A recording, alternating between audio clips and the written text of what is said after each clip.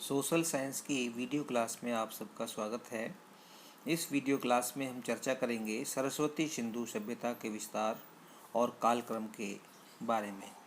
इसके अतिरिक्त इस वीडियो लेक्चर में चर्चा होगी सिंधु सरस्वती सभ्यता के सामाजिक और सांस्कृतिक जीवन पर, और वहाँ के जो भवन निर्माण कला थी उस भवन निर्माण कला के क्या जो है विशेषताएं थी, क्या उसकी खासियत थी, तो इसके बारे में चर्चा करेंगे। तो सबसे पहले हम बात करते हैं सरस्वती सिंधु सभ्यता के विस्तार और कालक्रम के बारे में कि ये जो सभ्यता थी कहाँ तक फैली हुई थी, इसका विस्तार कहाँ कहाँ तक था और इसका क्या कालक्रम था, यानी कौन सा समय था, कौन सा पीरियड था जब ये सभ्यता इस धरती पर मौजूद थी।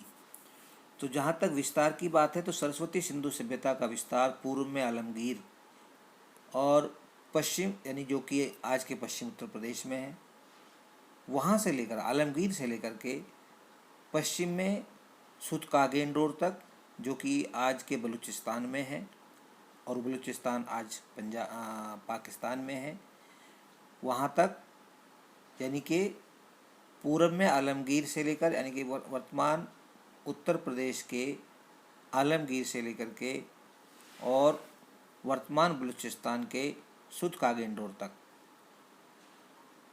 उत्तर में मांडा यानी जम्मू कश्मीर, जम्मू से लेकर, जम्मू को मांडा कहते थे उस समय, मांडा से लेकर दक्षिण में दाइमाबाद यानी महाराष्ट्र तक फैला हुआ था।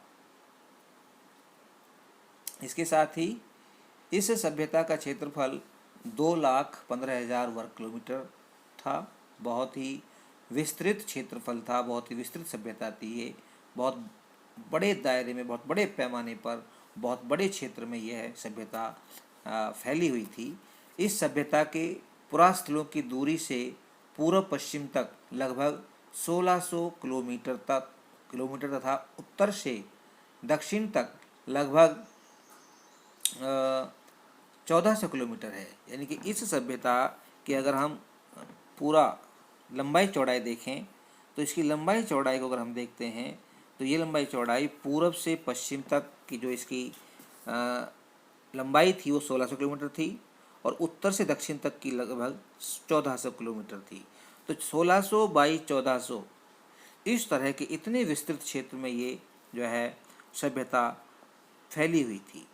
भारत में पंजाब यानी कि जो हड़प्पा है, हड़प्पा भारत के आज के पंजाब, कुछ हिस्सा आज के पंजाब में भी है हड़प्पा सभ्यता का और कुछ हिस्सा आज के पाकिस्तान वाले पंजाब में है। हरियाणा के राखीगढ़ी, बनावली, जम्मू कश्मीर में और पश्चिमी उत्तर प्रदेश में, राजस्थान में कालीबंगा है, गुजरात में धौलावीरा और पाकिस्तान में बलूचिस्तान तक फैली हुई थी। इसके साथ ही यह सभ्यता ये सिद्ध करती है कि यह एक बहुत ही विस्तृत सभ्यता थी, बहुत विकसित सभ्यता थी और कुछ छोटे मोटे एरिया में ये सभ्यता नहीं थी। अब जहाँ तक कालक्रम की बात है तो ये सभ्यता ये हमें दिखाती है कि ये एक बहुत ही प्राचीन सभ्यता रही है भारत में। इसके कालक्रम को हम 3 खंडों में बांट लेते हैं। पहला खंड है 4000 से 2600 ईसा पूर्व तक, यानी कि जो ईसा है, यानी कि प्रथम जो शताब्दी है उस शताब्दी से 2600 साल पहले तक ये सभ्यता थी और 4000 साल पहले ये शुरू हुई थी। तो 4000 से 2600 तक इसका प्रारंभिक काल माना जाता है, जिसमें ये सभ्यता अपनी प्रथम जो है कृषि संस्कृति थी और एक जो है एक विकास की ओर बढ़ रही थी। 2600 से 1900 शताब्दी तक आते आते, ईस्वी पूर्व तक आते आते यह नगरीय सभ्यता में बदल गई थी और ये एक जो है एक टाउनशिप वाली सभ्यता थी और एक विकसित सभ्यता थी। 2600 से 1900 ईसा पूर्व वाला जो पीरियड था। इसके बाद 1900 ईसा पूर्व से 1300 ईसा पूर्व तक का जो काल है उसको उत्तर काल कहते हैं और इसमें यह सभ्यता नगरीय सभ्यता से ग्रामीण सभ्यता में बदलने लगी थी। तो यहाँ परिवर्तन था और फिर धीरे धीरे 1300 ईस्वी तक आते आते ये सभ्यता यह सभ्यता ख़त्म हो गई, सभ्यता का पतन हो गया और यह सभ्यता जो है ज़मीन के अंदर दफन हो गई और ये कह सकते हैं कि जमींदोज़ हो गई। तो इस तरह से यह सभ्यता अपने बहुत ही लंबे समय तक इस धरती पर रही और बहुत लंबे क्षेत्रफल को इस सभ्यता ने कवर किया था। ये इस सभ्यता को हम इस मैप से भी समझ सकते हैं कि जो भारत का जो ये मैप है जिसमें पाकिस्तान भी जुड़ा हुआ है, तो ये जो दायरा आपको दिखाई दे रहा है कि जो रोपड़, हड़प्पा, मेहरगढ़, मोहनजोदड़ो, गेंद्रीबाल, बनावली, राखीगढ़ी और मितावल, नीचे गुजरात में जाएंगे तो हम देखने को मिलता है कि धौलावीरा और लोथल, ये जो क्षेत्र था, ये पूरा दायरा जो था, ये है एक ऐसा दायरा था, ऐसा क्षेत्रफल था जो सिंधु सरस्वती सभ्यता के अधीन था। इसके साथ ही हम बात करेंगे कि इस सभ्यता में हम देखते हैं कि वहाँ लोगों का सामाजिक और सांस्कृतिक जीवन कैसा था। हालांकि इस पर थोड़ी सी चर्चा हमने एक दूसरे वीडियो में कर ली है, लेकिन फिर भी इसमें एक विस्तृत चर्चा हम करते हैं। तो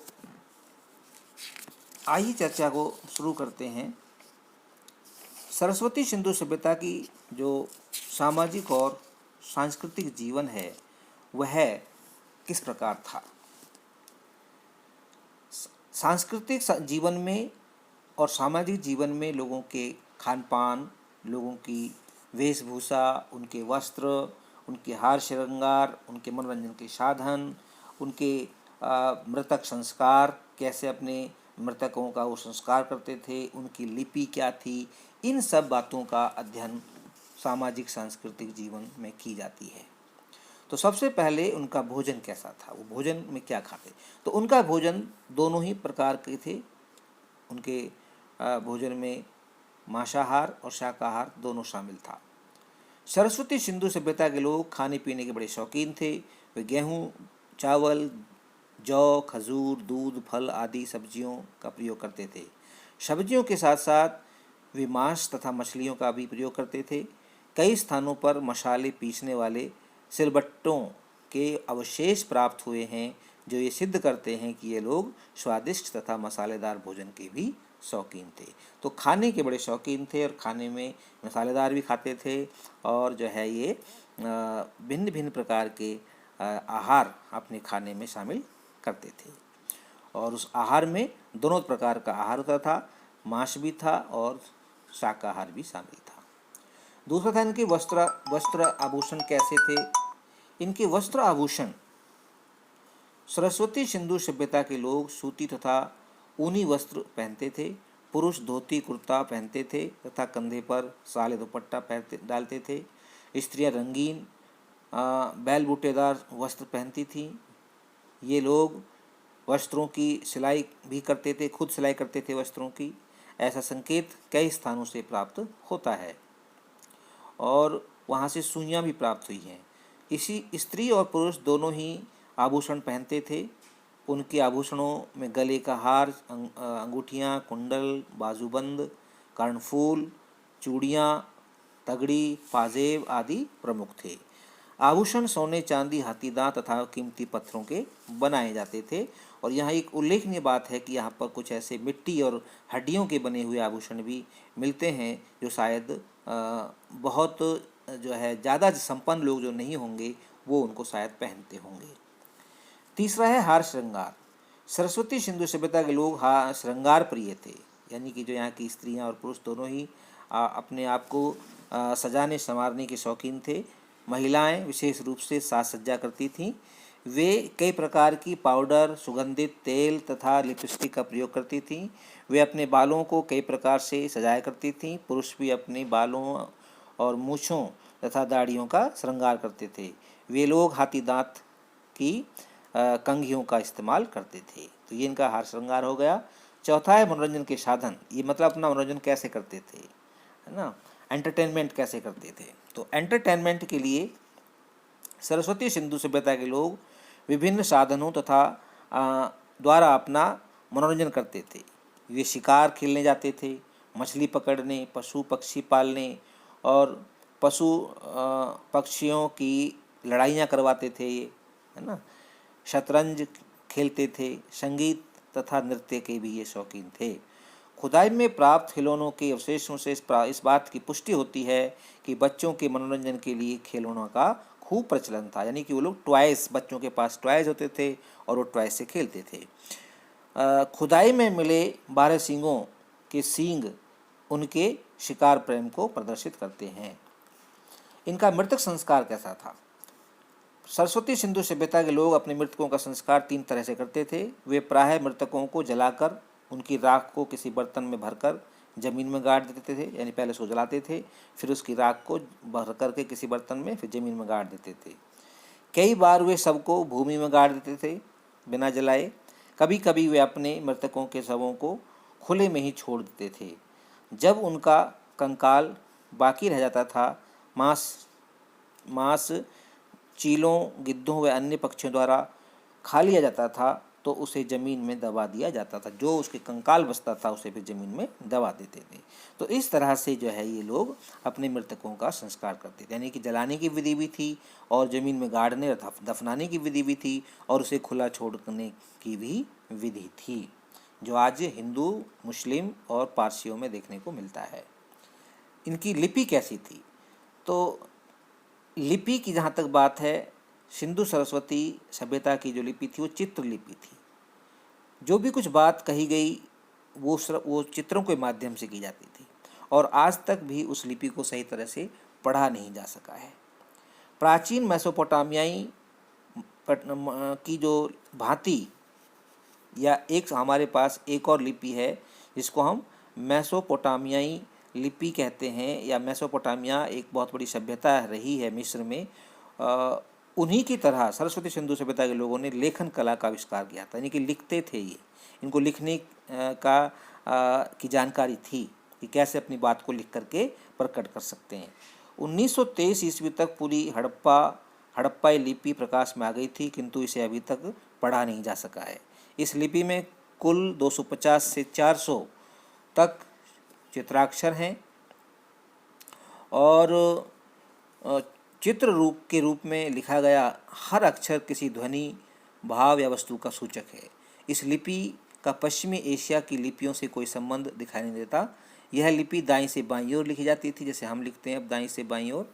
और प्रसिद्ध भारतीय पुरातत्ववेदा श्री वी कृष्ण राव ने 9 मार्च 1969 को दावा किया है कि उन्होंने इस लिपि को पढ़ने में सफलता प्राप्त कर ली है, परंतु सच्चाई यह है कि यह लिपि अभी तक इतिहासकारों के लिए रहस्य बनी हुई है।